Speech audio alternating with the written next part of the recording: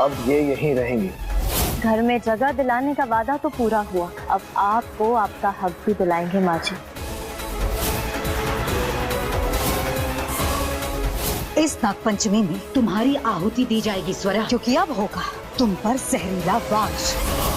सुहागन सीरियल के एपिसोड में अब तक हमने देखा ही था कि भाई यहाँ पर कोयल जो है बार बार चालें चलती रहती है, लेकिन हर बार यहाँ पर कोयल जो है स्वरा से मात खा जाती है। और यहाँ पर उसने इस बार स्वरा को मारने की कोशिश की थी, लेकिन दोबारा से यहाँ पर हमारी स्वरा बच जाती है और इस बार कोयल ने सीधा प्रभा पर वार किया है। जी हाँ, यहाँ पर हम देखने वाले कि भाई कोयल जो है वो प्रभा को एक रूम में लॉक कर देती है, यानी कि स्टोर रूम में लॉक कर देती है और वो स्टोर रूम में पूरा जहरीला धुआं भर देती है, जिसकी वजह से यहाँ पर प्रभा की दम घुटना शुरू हो जाता है। और यहाँ पर अब हमें लग रहा था कि भाई इस नागपंचमी में तुम्हारी आहुति दी जाएगी स्वरा, क्योंकि अब होगा तुम पर जहरीला वार। प्रभा की कहानी जो है वो हमेशा हमेशा के लिए खत्म हो जाएगी, लेकिन ऐसा नहीं होने वाला।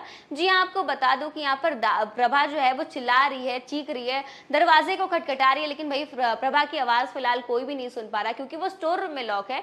यहाँ पर एक शख्स है जो प्रभा की आवाज को सुन पा रहा है और महसूस कर पा रहा है, तो वो है दादी जी। लेकिन आपको तो पता ही है कि भाई दादी जी जो है वो हिलडुल नहीं सकती, और यहाँ पर दादी जी को अब समझ नहीं आ रहा कि उन्हें क्या करना चाहिए कि वो प्रभा को बचा ले। और यहाँ पर उन्हें समझ में आ गया है कि आवाज तो प्रभा की है, और इसी के साथ हम एपिसोड में देख सकते हैं कि भाई हमारी दादी जी जो है वो हिलडुल नहीं सकती, बोल नहीं सकती, फिर भी वो लाख कोशिश करने वाली यहाँ पर प्रभा को बचाने की। तो वही कहानी के दूसरी तरफ हमें देखने को मिल रहा है कि भाई तीज का त्योहार था, इस वजह से यहाँ पर रुद्र जो है वो अपनी प्रथा को पूरा करता है और कहता है कि हमारे घर की प्रथा है कि हम अपनी पत्नियों को गिफ्ट्स देते हैं। और इसी के साथ यहाँ पर रुद्र जो है वो वेदांत को तोहफा देता है और कहता है कि ये तोहफा तुम्हें स्वरा को देना है। और इसी बीच यहाँ पर वेदांत जो है स्वरा को गिफ्ट देता है, और गिफ्ट में हम देख रहे हैं कि भाई यहाँ पर हमारी स्वरा को एक कार मिली, और ये देखकर भाई हमारी ध्वनि मैडम जो है काफी ज्यादा जलकर राख हो चुकी है, क्योंकि आपको तो पता ही है कि भाई ध्वनि कितनी लालची, उसे तो सिर्फ और सिर्फ पैसे चाहिए। और ये देखकर हमारी ध्वनि फिलहाल के लिए काफी ज्यादा जल भुन गई है। तो इसी के साथ यहाँ पर अभिमन्यु भी ध्वनि को गिफ्ट देता है, और उसका गिफ्ट जो है ज्यादा बड़ा होता है। तो यहाँ पर हमारी ध्वनि को फिलहाल लग रहा था कि भाई ये गिफ्ट तो उससे भी बड़ा है,